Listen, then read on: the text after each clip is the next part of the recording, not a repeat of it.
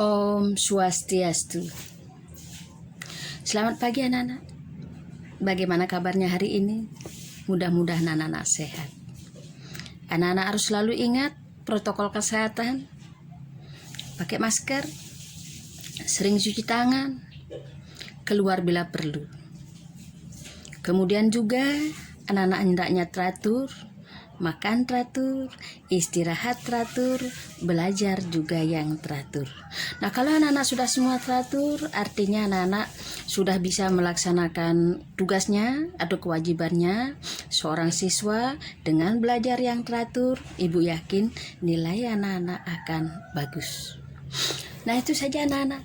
Nah, sekarang kita lanjutkan pelajaran yaitu dari bab 2 ini dulu nomor A ya, sekarang kita lihat nomor B. Nomor B ini adalah arti penting pokok-pokok pikiran pembukaan Undang-Undang Dasar Negara Republik Indonesia tahun 1945. Nah, kalau kita lihat pokok-pokok pikiran pembukaan Undang-Undang Dasar Negara Republik Indonesia tahun 1945 tersebut adalah pancaran dari nilai-nilai Pancasila. Penjelasan Undang-Undang Dasar Negara Republik Indonesia tahun 1945 menegaskan bahwa yang pertama, pokok-pokok pikiran tersebut meliputi suasana kebatinan dari Undang-Undang Dasar Negara Republik Indonesia tahun 1945.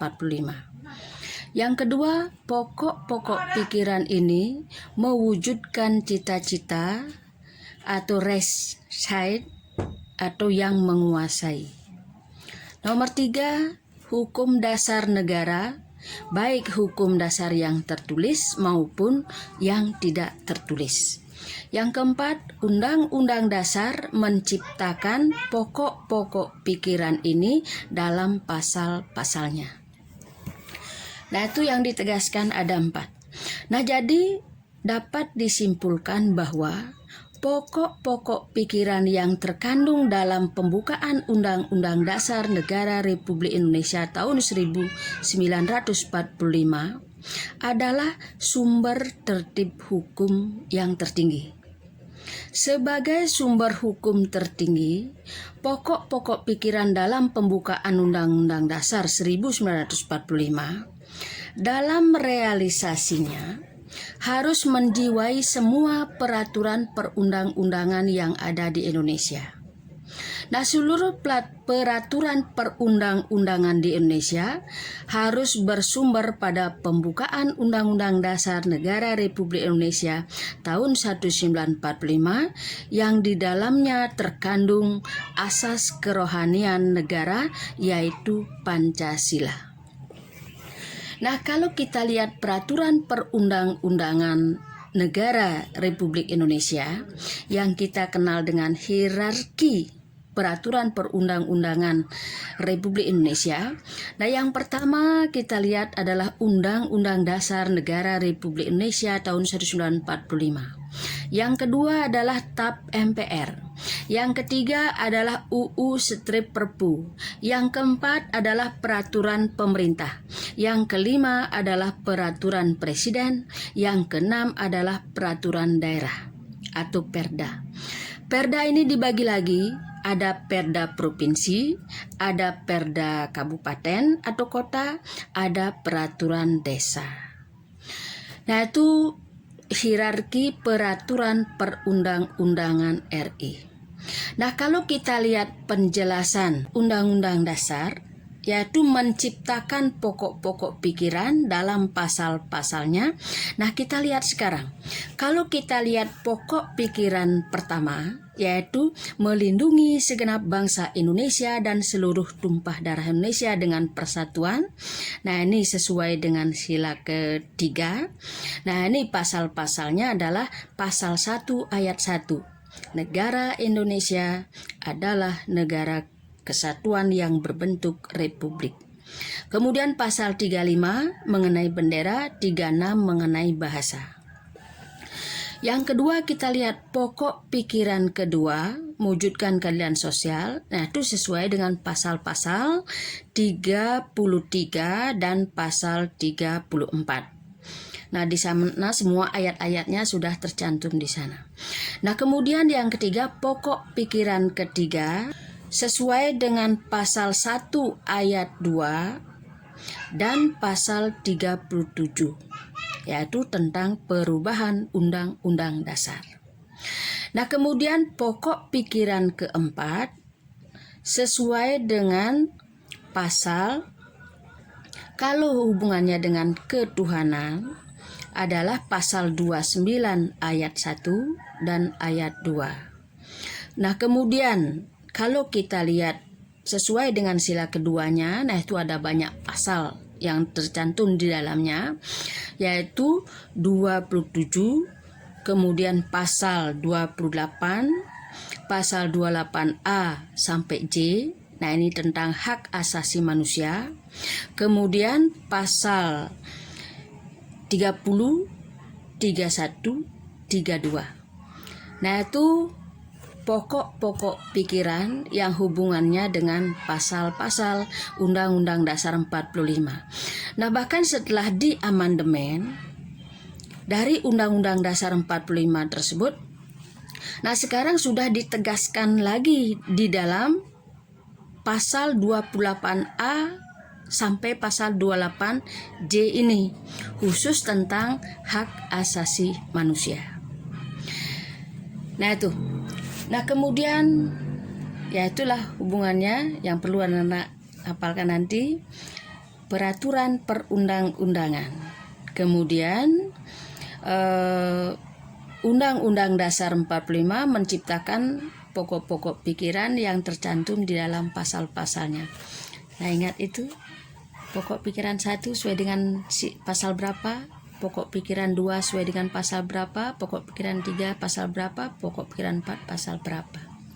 Nah, kita lanjutkan sekarang nomor C, yaitu sikap positif terhadap pokok-pokok pikiran pembukaan Undang-Undang Dasar Negara Republik Indonesia tahun 1945. Nah, ini menjadi tugas kita bersama anak-anak untuk mempertahankan kelestarian pokok-pokok pikiran pembukaan Undang-Undang Dasar 45 tersebut. Nah, pokok-pokok pikiran tersebut tidak hanya menjadi rangkaian kata-kata belaka, tetapi harus menjadi pegangan hidup dalam kehidupan bermasyarakat, berbangsa, dan bernegara. Pokok pikiran tersebut harus dapat kita wujudkan dalam kehidupan sehari-hari setiap lembaga negara, lembaga masyarakat, dan warga negara. Nah, ini wajib mempertahankan, memperjuangkan pokok-pokok pikiran tersebut menjadi kenyataan. Nah, inilah tugas kita semua, anak-anak. Nah, kalau kita lihat perilaku konstitusional, nah ini adalah perilaku yang sesuai dan tidak bertentangan dengan konstitusi negara. Agar terwujud perilaku konstitusional, maka harus dilandasi dengan sikap yang positif terhadap Undang-Undang Dasar Negara Republik Indonesia tahun 1945. Warga negara yang mendukung berlakunya Undang-Undang Dasar Negara Republik Indonesia tahun 1945 ini akan sangat mempengaruhi berlakunya perilaku konstitusional dalam kehidupan berbangsa dan bernegara. Setiap warga negara yang baik sudah seharusnya kita menunjukkan sikap positif terhadap konstitusi negara. Sikap positif tersebut diwujudkan dengan cara sebagai berikut. Yang pertama, memajukan persatuan dan kesatuan bangsa.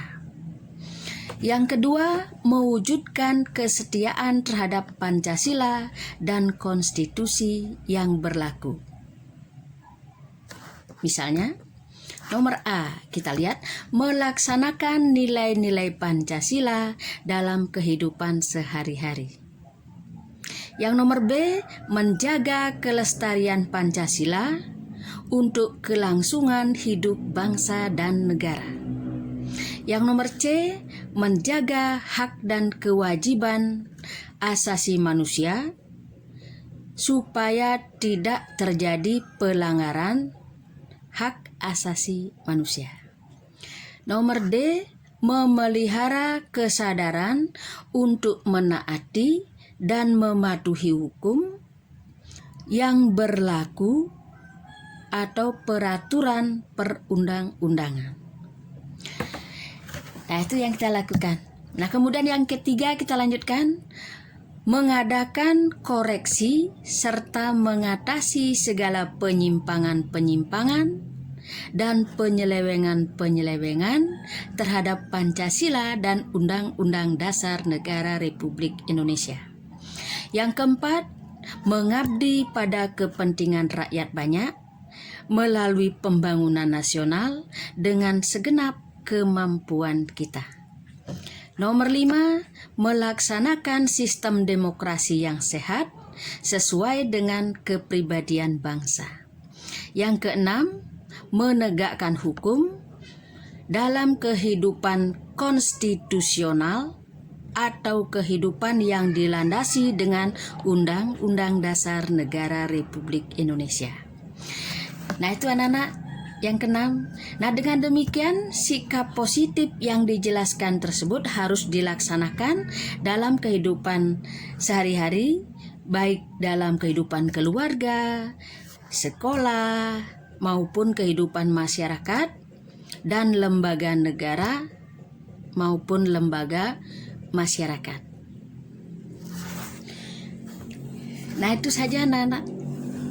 Nah, selain yang Ibu jelaskan tadi, nah ini anak-anak bisa juga nanti baca-baca bukunya, yaitu tentang pokok-pokok pikiran, yaitu arti penting pokok-pokok pikiran, kemudian sikap positif terhadap pokok-pokok pikiran pembukaan Undang-Undang Dasar Negara Republik Indonesia.